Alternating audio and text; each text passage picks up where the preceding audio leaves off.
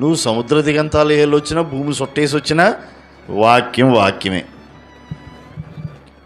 దేవుడు ఒక మాట చెప్పాడంటే అది ఖచ్చితంగా నెరవేరి తీరుతుంది. 600 106 నువ్వు దాన్ని నమ్మి దాన్ని వెంబడించు. నువ్వు వెంబడించకుండా నీ ఇష్టం వచ్చినట్టు చేసుకుంటూ నీ ఇష్టం వచ్చినటువంటి పాకల్లో నువ్వు పోయావనుకో, దేవుని మాటను నువ్వు కాదన్నట్టు, అంతే కదా. దేవుని మాటను నువ్వు ధిక్కరించినట్టు, నువ్వు కోరుకున్న రేవుకు నువ్వేదో ప్రయాణమయ్యి ముందుకు వెళ్తున్నట్టు.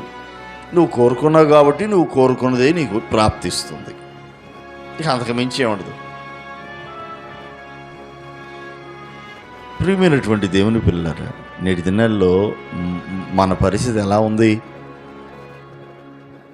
దేవుడు మన జీవితాల్లో దైవికమైన కార్యాలు జరిగించాలంటే దేవుని మాట మీద విశ్వాసం ఉంచి ఆయన మాట ప్రకారంగా మనం నడుచుకోగలగాలి. అప్పుడు కదా స్వస్థత శీఘ్రమే అనేది నెరవేరేది.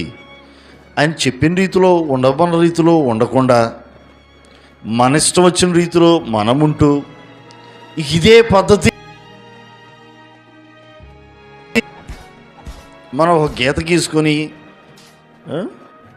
దానిలో కూర్చొని ఇదే పద్ధతి, ఇదే విధానం అని అనుకుంటే ఎలా? అది నీ విధానం, అది నీ పద్ధతి, అది నీ ధోరణి, అది నీ ఇష్టం. దేవుని పద్ధతి కాదు అది. దేవుని పద్ధతులు తెలుసుకో, దేవుని విధి విధానాలు ఏంటో తెలుసుకో, దేవుని నియమ నిబంధనలు ఏంటో, దేవుని కట్టడలు ఏంటో అది తెలుసుకొని దాని ప్రకారంగా మనం నడుచుకోగలిగినప్పుడు వాక్యం నిశ్చయముగా నీ జీవితంలో నెరవేరి తీరుతుంది.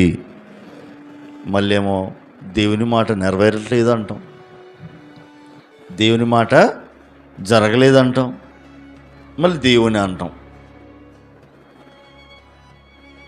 మళ్ళీ ఎవరిని అంటున్నాం? దేవుణ్ణి అంటున్నాం.